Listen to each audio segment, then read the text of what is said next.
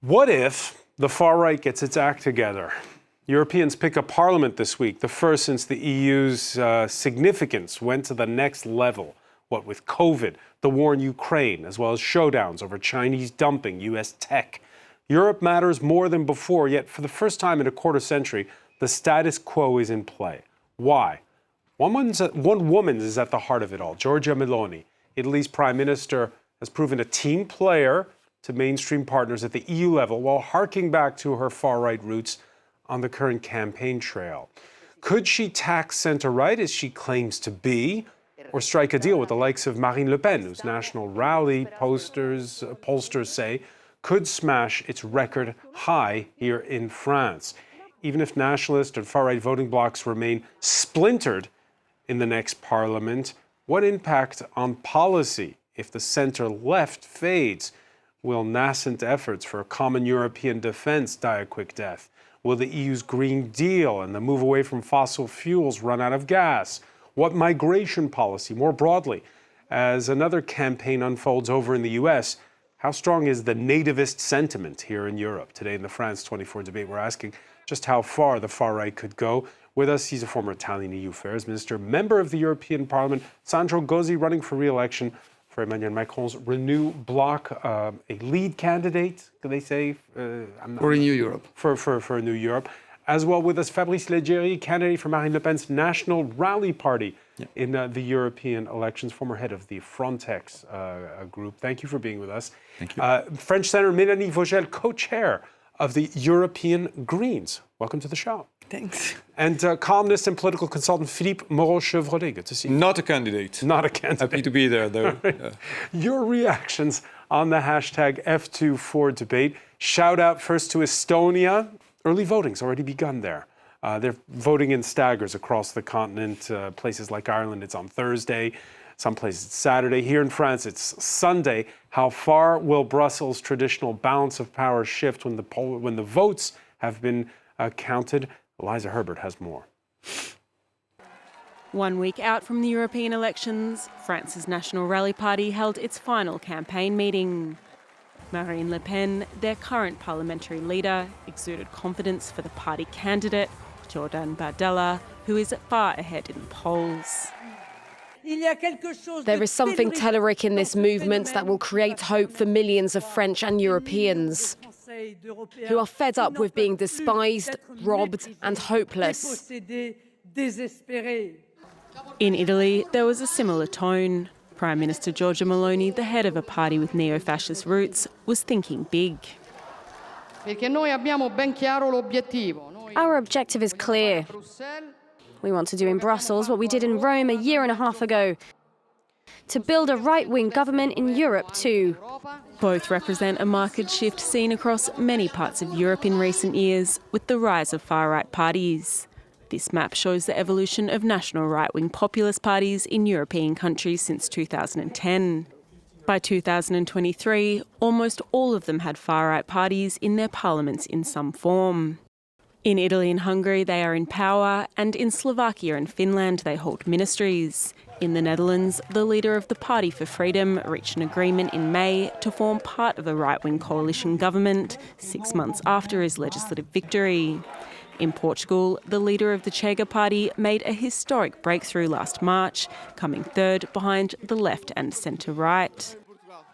The trend has a lot to do with the progressive normalisation of far-right parties, according to this researcher. So these political parties that were once looked at as essentially completely outside the realm of respectable politics have become more and more common, and other political parties have started normalizing them by copying their ideas.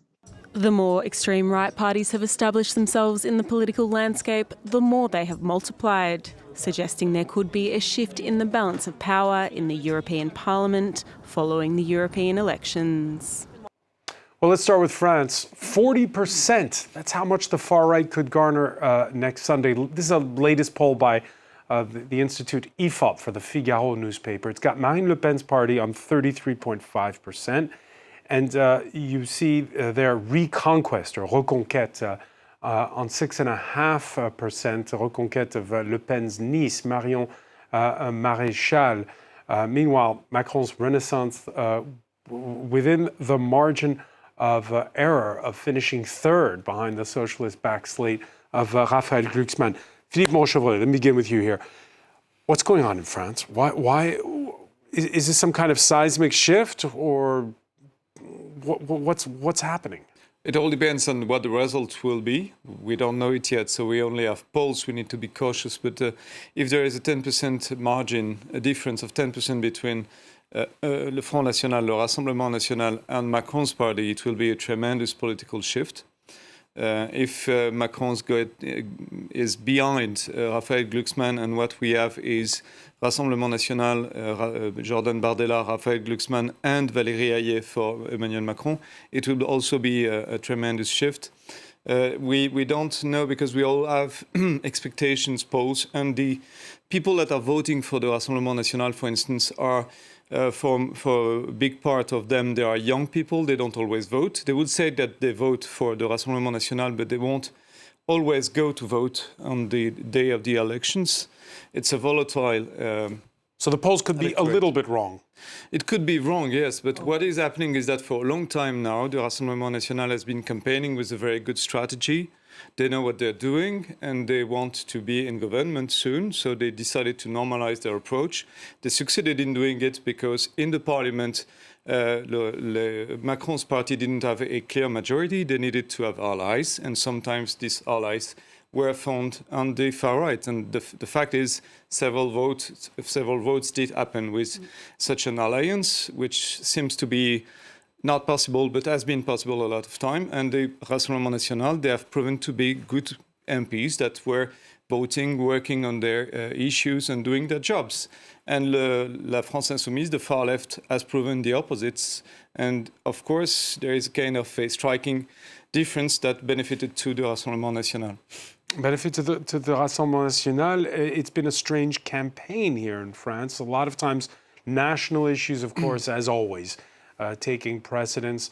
This morning we had the head of Macron's list, Valérie Hayet, being interviewed on public all-news station France Info when the Prime Minister, who just finished a radio interview in the same building, made a cameo. Gabriel Attal taking the mic, making his pitch for more than 3 minutes there before handing it back to Valérie Hayet. Sandro Gozzi, the optics on that, does it look like some complain this is mansplaining, and why don't they let her keep the mic? No, she's doing a very difficult and tough campaign. I'm very glad that the Prime Minister, with the head of the presidential majority, is committed. I mean, few days ago, in the background comments in the Parisian microcosm, where everybody was criticizing Gabriel Attal. Oh, he doesn't want to take responsibility. The polls are not great. He wants to move away, to shift away. I think he's committed, and I personally, as a candidate, I'm very happy that the Prime Minister is fully committed, that he was with us and the head of the list and the government in Aubervilliers. He's not upstaging her. I beg your pardon? He's not upstaging her. I don't think so. I think that we say that we are a team and we play like a team. Remember the re-election night, the people are waving the European Union flag? This should be your party's election. How come you're not in first place? Well, first of all, we'll see. I agree with what was saying. In general, the Rassemblement National, they are always overestimating in the poll, and we are always underestimated. But I'm not here at less than a week from the polls to comment what could happen according to the opinion polls. I'm here to change the trend, and I'm here to try to win the election in the real polls, which will be on Sunday. So then it is the discussion tonight. It is true that the extreme right is fueling everywhere in Europe. Fabrice Leggeri, you were courted by the Conservatives to join their list. The Conservatives, the party of Nicolas Sarkozy, for our viewers, consider themselves the Gaullist party. Why did you opt for the National Rally? Well, I explained to the Républicains that, in fact, they are supporting von der Leyen, President von der Leyen, the president of the European Commission. And I want to be involved in politics against her, because what she did is very bad for the European Union. And there are different topics where I think that Le Rassemblement National is the only party that can offer a different option to the French voters. We want to transform the European Union as insiders, and we also want very soon to be in charge of France. And we are the only ones who can offer solutions. It's not limited to migration. It's all about our identities, but also our economic power.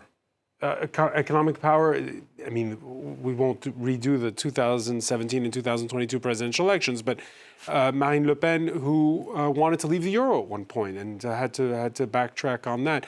I mean, you say change it within Europe. Does that mean dismantle Europe? No, this means that we want to play a role, an important role within the EU and in particular the European Parliament. We have many friends and supporters in other political parties in other European countries. And we see that the reasons why citizens are concerned in France, concerned by European developments, are the same reasons that will drive other citizens in other countries to vote for, let's say, our political friends and allies. 2019, the last European elections, Mélanie Vogel, the Greens did really well. It was a time, remember, there were the Fridays for Future, climate protests. The world's gotten hotter since then. And yet in the polls, again, which Philippe warns us to take with a grain of salt, but still, your numbers are down. Why is that? I think, I mean, first of all, as the others said before, we will see on Sunday, and our responsibility and my task since Sunday is to have the better result possible for the Greens.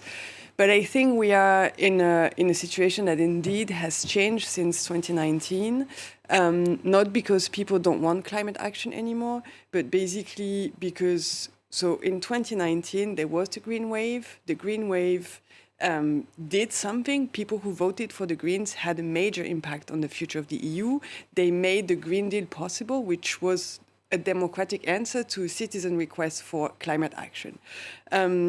We saw the Green Deal being agreed on for 5 years. And then in the course of these 5 years, progressively, democratic, conservative, liberals aligning with the far right on an anti-green narrative. Basically, it's been 1-2 years that we see people who have been saying to voters for a few years, yeah, we agree, like climate change is really important, we are going to do something about it, seeing that there is an electoral interest in the short term to say that... So voters should be outraged and voting for you in great numbers then as a result, right? I mean, it's true that it's, for the campaign of the Greens in France, we have this problem that everybody made the Greens responsible for things that are related to climate inaction. If I can just say one thing. Today, the biggest problem of people, when you see the studies, it's the cost of living crisis, right? This is the thing people are the most interested in, care the most about. Why is there a crisis of the cost of living? Because of climate inaction. The cost of electricity, the cost of transport, of housing, of food, all this is related to climate inaction.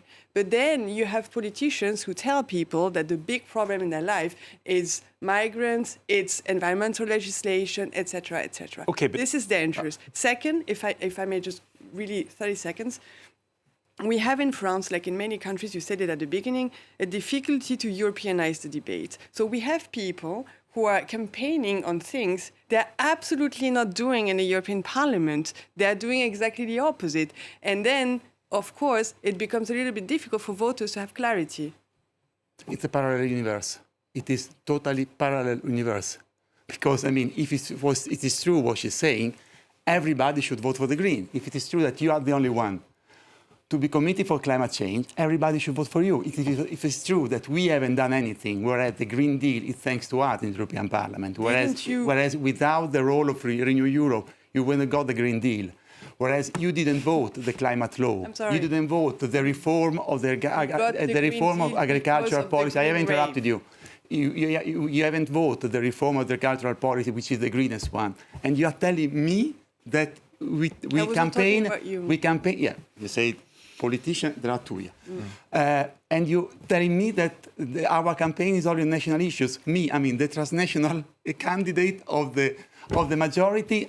You think that I am campaigning on national issues in this campaign? So, I mean, really, it is a parallel universe. This is what you think it is, but the reality is totally different. I was not thinking about you when I said that you are campaigning on national issues, but you are the political force who claimed a few months ago we need an environmental pause.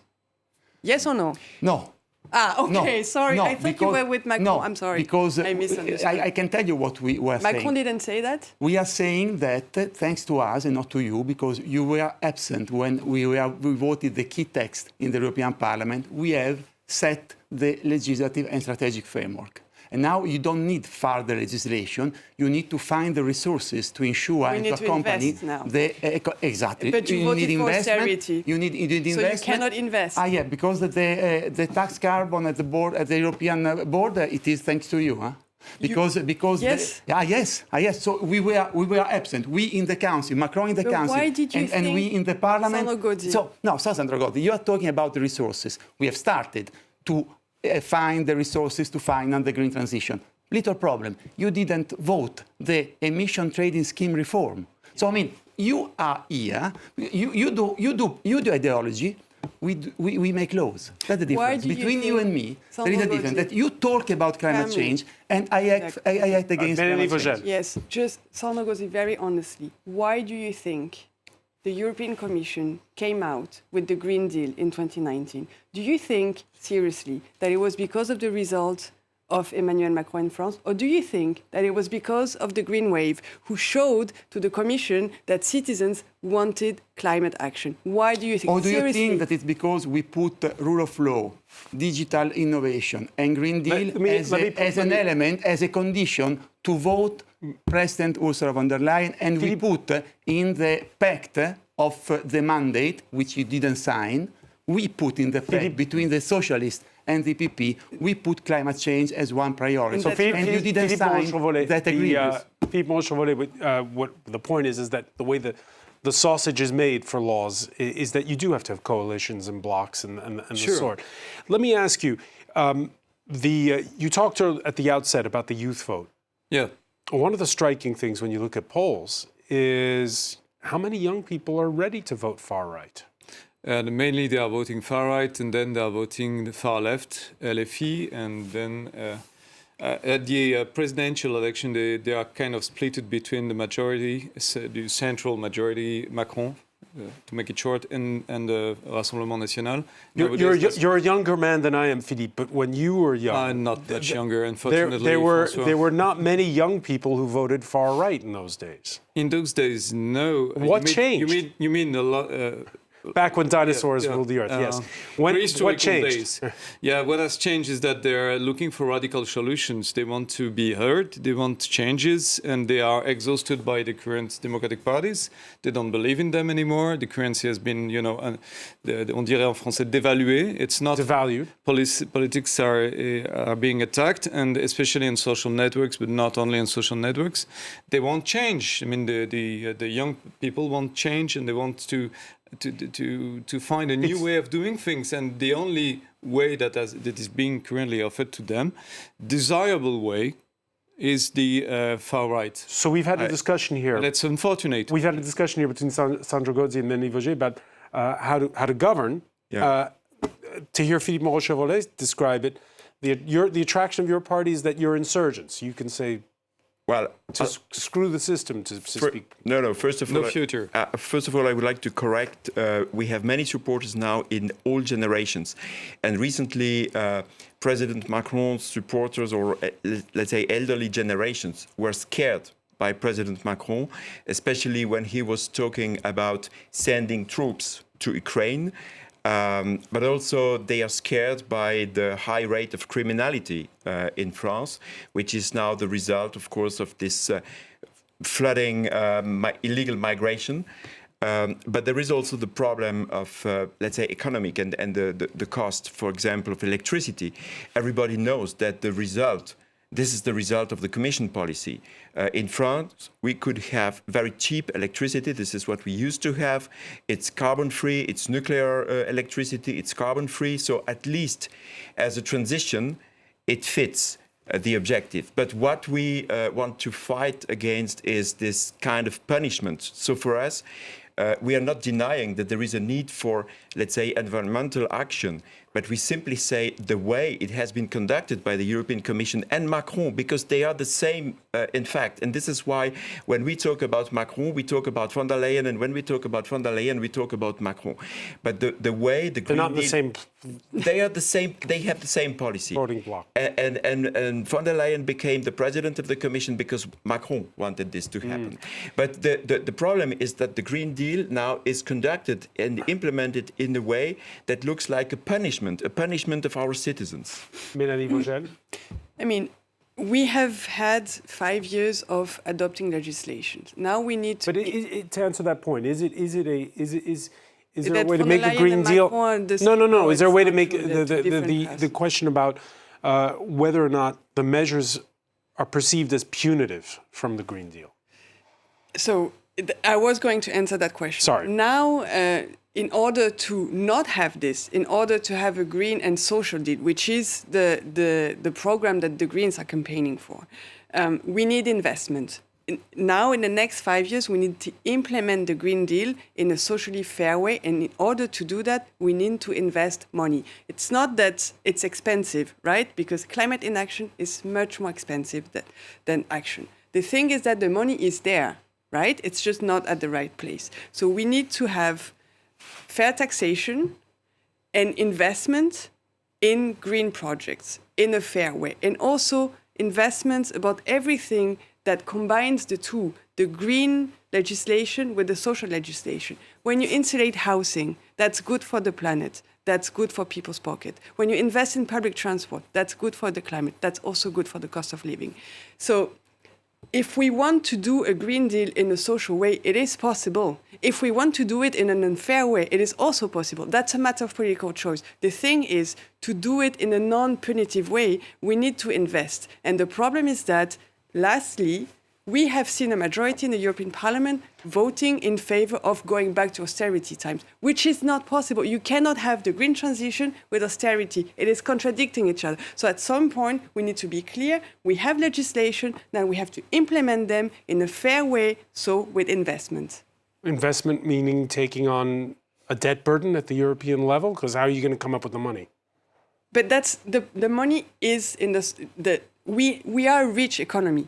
The thing is, it's going to become, so first with public investment, but also with investment coming from the private sector. Most of the Green Deal is going, in fact, to be financed by the private sector. Agreement on this? On this last point, absolutely. Not on tax. I don't think that the taxation is the answer to the Green Deal, but the fact that we have to abandon the dogma of a budget of 1%. But the European Union budget is 1% of European wealth. This budget was conceived in 1988. I think I was at the high school. And we want to go to 2034 with a budget conceived before the fall of the Berlin Wall. This is why we say we have to double the budget at European level. We have to build up on our successes. Next Generation EU, the recovery plan is a success. What was the compromise? It must be temporary and it must be exceptional. No, as it works, it must be the permanent and normal way of financing new action in the green transition, in the digital transition, and in the defense. And this is what we are saying. We have to work on European level, on new common debt, on the basis of the Next Generation EU, and even the reform of the Stability and Growth Pact that is not as ambitious as I would have wanted, but start to draw a distinction between current expenditure and green investment, digital investment. And I think that we have exploited all the margin of this reform. Fabrice Jerry? We can agree that there is a need to invest in European industries. For example, if you look at the electric cars, for example, the current European policies is beneficial to Chinese industry, and very soon in Europe, we will not be able anymore to produce cars or even to design cars. So what we want is to promote European interests, to say national priority and European preference. This is what we want to promote, which means that we should use external borders trade. And you agree that tariff. if you're taking on China in a war on tariffs when it comes to things like EVs and solar panels, one country alone in Europe can't do it. No, but what we want to promote. So you agree that it's the European Union as a whole that has to do it? It should be the European Union. It should be the cooperation of European nations all together promoting European industry. But what is going on is exactly the opposite. We're simply opening the borders. And I can tell you, I have this experience. It's not just limited to migration. It's everywhere the same story, that the Commission says, we are creating the free movement, the common market inside Europe. And then at the end of the day, we realize that there is no external border. There is no external border for trade. For example, our farmers are not allowed to use certain substance.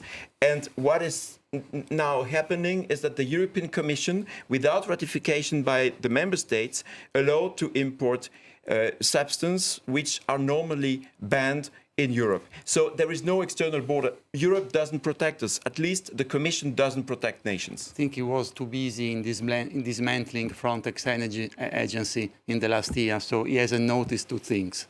The first thing is that your party didn't vote on the carbon tax on external border. You are talking about external border as an Assemblée Nationale when we could put a carbon tax to protect our firms from the unfair competition from the rest of the world. They didn't vote it.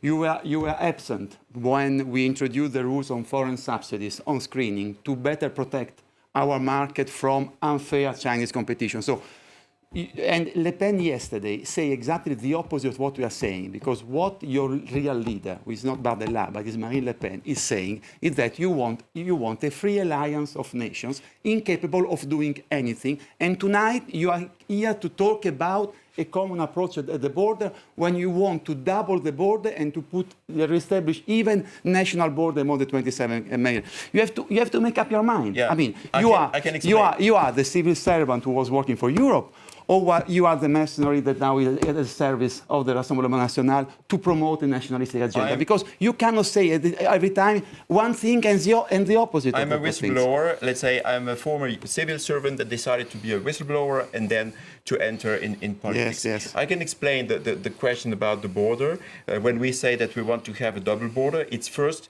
to use the external border, the Schengen external border, to protect the European Union and the nations of the European Union against illegal migration, against criminality. But then, of course, we want to have the national border, which means that we want to have a referendum in France so that the French people can decide who or which kind of people we want to accept in France. So we want to have the Schengen free movement area for European citizens, but we don't want to have it for foreigners, especially. I can explain. No need to laugh. Sorry. I can explain. I arrive at a domestic border. One at a time. It is not written here Argentina, but I could be Argentinian, I could be Brazilian, I could be Italian, I could be French. So how do you recognize the people who are EU citizens and the non-EU citizens? What are you talking about? At the very beginning of Schengen, there was a need, an obligation of human history. There was to declare that, non-EU citizens had to declare when they entered the French territory. At that time, it was not possible for technological reasons to implement it. Right now, what we can do, and we have the experience with COVID, we can have online declaration that can generate QR code that you have on your phone or that you can print out, and then this would be a possibility to have checks, to have random checks at the internal border, or random checks everywhere. We demonstrated that you are. I have not interrupted you. Philippe Monchevrolet. Now you are trying to make up stories. No. Philippe Monchevrolet. Yes. The week beginning, by the way, with the border blocked between Spain and France. The largest farmers' union are staying away from these protests against the cost of living, but still. We can see from these pictures that minority unions have closed the border again. They say they want to press the issue before these European elections. This is interesting because these protests are also illustrating how there is this sort of polarization of the debate that's going on within the European Union in the build-up to this vote. Yeah, sure, and they are doing it a bit late to have any kind of influence on the vote itself. But we saw that kind of a movement happening all over and over again, with the far right supporting it. In Canada, for instance, in the US too, and they use this kind of social forces in order to put their agenda forward. And it's difficult for nowadays to distinguish who are the leaders of such movements. What are the real agendas? If you look at Canada, for instance, the same kind of movement ended up in the capital with people demanding a civil riot, basically a revolution. That's not an economic quest anymore. That's not an issue that is economic or social. It's just insurgency for insurgency's sake? Yes, it's a cover-up for people that have hidden agendas. It's beginning to be very complicated. The far right has many layers. If we vote for the far right in 2027 in France, we will have the strongest far right in Europe since the Second World War. And these people are composed of many layers. Some of them are not rational layers. There is the QAnon movement, for instance. It's part of the far right.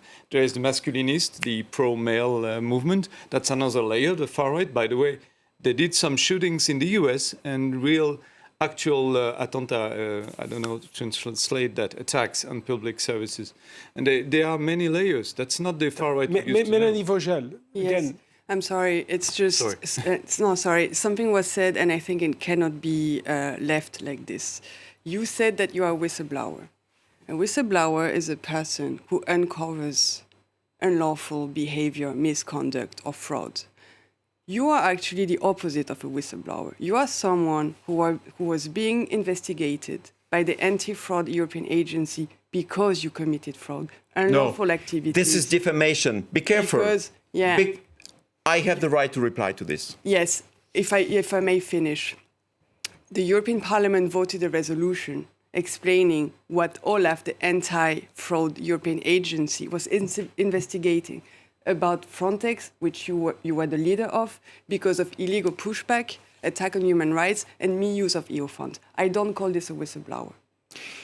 Now I can answer. There is no investigation currently on me. The OLAF report concluded that they recommended disciplinary proceedings, which is nothing criminal, nothing related to fraud. They proposed to the management board of Frontex to start or to initiate disciplinary proceedings because of this mention of the fundamental rights, allegedly, pushbacks, etc. Exactly. Now I can explain you. So there is no disciplinary proceeding because the management board decided even 2 years after I left, the disciplinary proceeding don't exist. And what I can tell you, and this is what everybody knows, that the commissioner, Ylva Johansson, who is a leftist, wanted to kick me out with the NGOs, and Macron let them do. And this is exactly because I wanted, this is why I'm saying I'm a whistleblower, because I didn't want the agency, the border guard agency of the European Union to be transformed into a Trojan horse for NGOs. I can give you an example. The fundamental rights monitors, do you know what in writing, they proposed to transport all the migrants, illegal migrants, waiting outside the European Union to bring them to the European Union. And they were not happy. They are militants. They are former members of NGOs. And they went to the radio in Lithuania in 2021 to criticize the Lithuanian government and to criticize Frontex operational plan, because they said that's not normal because you want to block migrants, you want to do pushback. So member states, they know what they want. They want to protect the borders. That's why I'm a whistleblower. Whistleblowers spoke against you. You're not the whistleblower. You're the target it is of the really whistleblower. It is really for me outrageous in listening what I've just listened. Outrageous.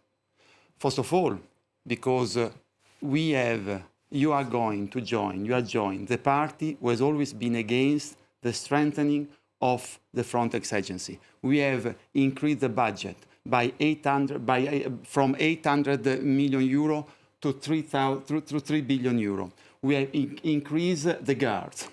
We have strengthened the mandate, and you are joining the party who has always been against all this. And you are telling me that I saw so many dead bodies in Lampedusa, that what Frontex should do is only block the migratory flows, only block violating the human right, violating the fundamental freedom, because your criticism to Johansson was that the Commission, of course, asks you to act in the respect of fundamental rights, and that you refuse that.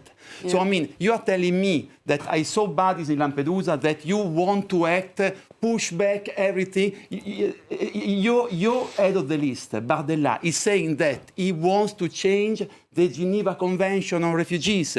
He wants to push back everybody. So basically, instead of saving life, you let people die in the Mediterranean. That's the consequence of your policy, the consequence of the policy of what Giorgia Meloni was talking about, and she's not implementing. It is to let human beings dying in the Mediterranean. No. Well, yeah, because we have to protect the border. Because we do have to move on. Asylum National proposes that people in need of international protection can apply for asylum in consulates out of the European Union, in European consulate, so that we would avoid if they are politically persecuted, they go to the consulate. That we have victims of traffickers, because the current European asylum. I let you talk. Sorry, but we have to be disciplined. The current European Asylum and Migration Pact simply continues the current business of the traffickers, the smugglers, and the NGOs saying then you have to let them in. I can say that if, when I was in government, I had the Asylum Migration Pact, I would have been better off, but also the asylum seekers would have been better off. All right, and I know what I'm talking about. We're running and you short on also time. know what I'm talking about, but you are denying today because you decided to be the candidate of the extreme right. We're running short on time, so I just wanted to ask about about this key look ahead to what the next parliament could look like. We talked at the outset about the status quo in Brussels. For 25 years, the center-right has emerged as the biggest voting bloc. Usually the EPP, which is the center-right party of Les Républicains in France, the CDU in Germany, that called the shots. Wait, it's a bit the graph there a bit disjointed. The EPP was the biggest. It was very good for you. 75%. But getting better. The joys of live television. But there would be coalitions with the centrists, the center-left, the center-right. This time could be different. We could show you a poll of polls of projections. This is done by Politico, a compilation of different polls. And okay, so the socialists are in the two-hole again, but you can see in this poll that there are at least two and possibly even three groups that are represented by the far right, which means that if there was some kind of a deal, then they would become the second biggest force in the European Parliament. Back on May 19th in Madrid, Spain's far-right Vox party hosted a rally that included Marine Le Pen. They sit together in the same voting bloc at the European Parliament. Giorgia Meloni, whose party sits in a different voting bloc at the EU Parliament, joined the rally by video link. And we had the Hungarian Prime Minister, who's not in either of those two voting blocs, urging them to do a deal and to have a single voting bloc in the next EU Parliament. Would that be a good idea? Would it work? I can confirm that there are very good discussions, and let's say we can see that we are all facing the same difficulties and the same sense of emergency. It's all about our identities, but also the economic growth or not of the European Union. So we can see that in different European countries, you mentioned Italy, you mentioned Poland, in different, let's say the members of the Identity and Democracy group were together in Prague. I was there. We had a public rally. I have to say that AfD was not part of it because now they have been excluded. And we had also one representative of the European Conservative and Reformist. And they are. But Italy's prime minister is pro-NATO, supports Ukraine against Russia. Yeah, but isn't that a deal breaker for you? But Rassemblement National is in favor of supporting Ukraine to defend the Ukrainian territory and to stop the war. So there is no stop the war. To make it possible for Ukraine to arrive at the negotiation table in the best possible situation. Mélanie Vogel. Yes. What is your question? The question is, do you see this the possibility of this happening? Absolutely.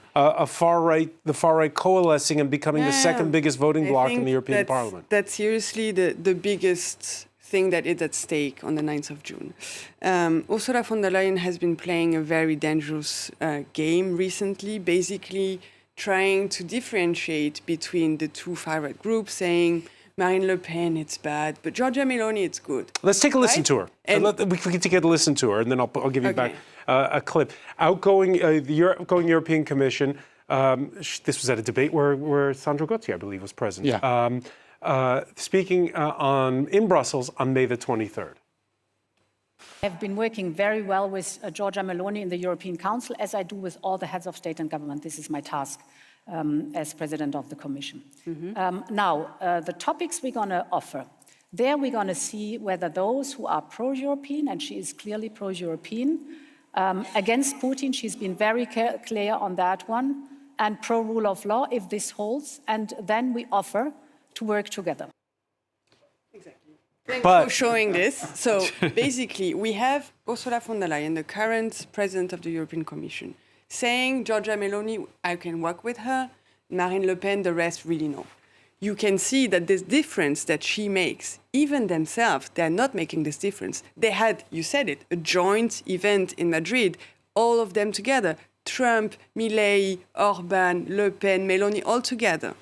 So what is at stake on the 9th of June is, are we going to be clear on the fact that we don't want to have a majority with the far right? And some people are clear, and some people are not. And I'm sorry, but Sandro Gotti is not clear. Because, no, let me. I will answer.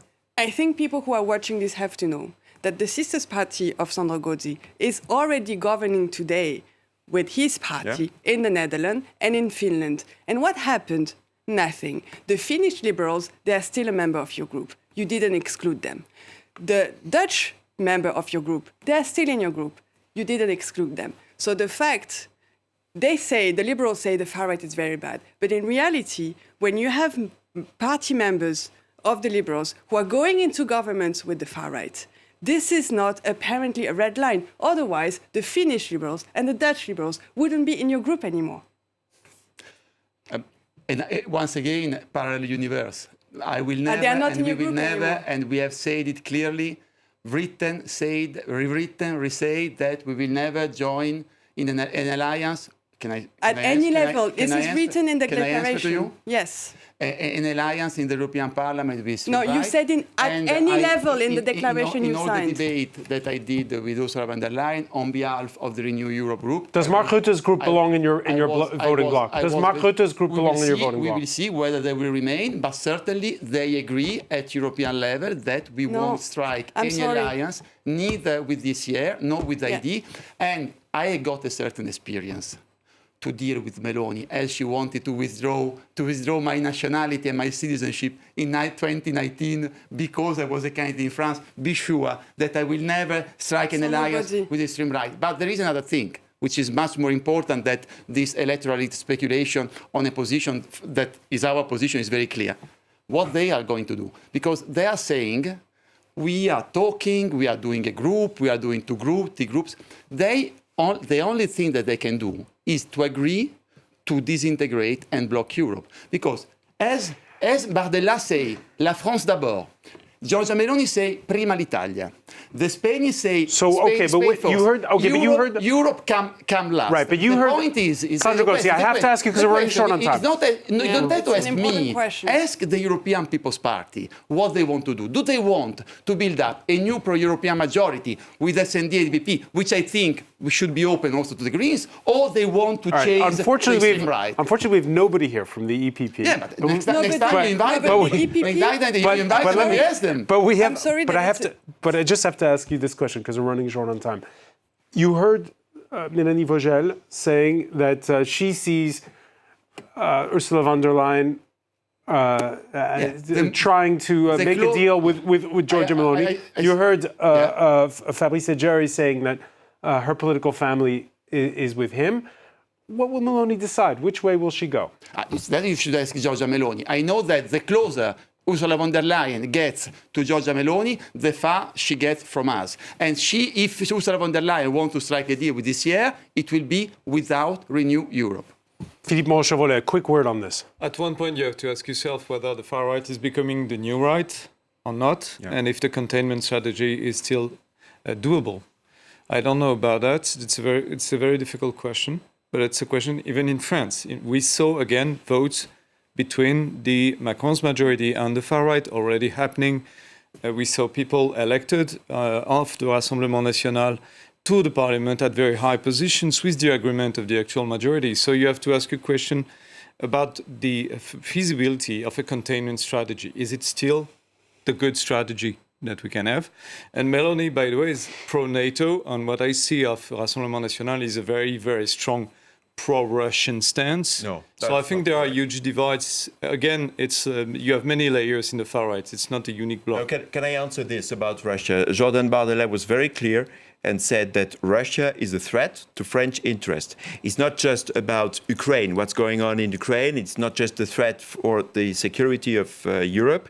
It's also a threat for French interest, for example, in our overseas territory in Africa. So why the Rassemblement National didn't vote all the measures that we took against Russia? We could go on. We could go on for. They didn't vote anything, and today they are the lie of Ukraine. Gentlemen, it is crazy. Gentlemen, it's crazy. I mean, we could go on for another hour. Lying. Unfortunately, none of these issues have been debated so far in the European campaign in France. We have a TikTok campaign. We don't have this kind of campaign, which would be great. I love this campaign. I agree. Today. We need to do it again tomorrow. I'm a little bit too old to be on TikTok. I want to thank you. I want to thank you, Sandro Gozzi. I want to thank Fabrice Leggeri. I want to thank as well Mélanie Vogel and Philippe Montchevalet. Thank you for being with us here in the France 24 debate.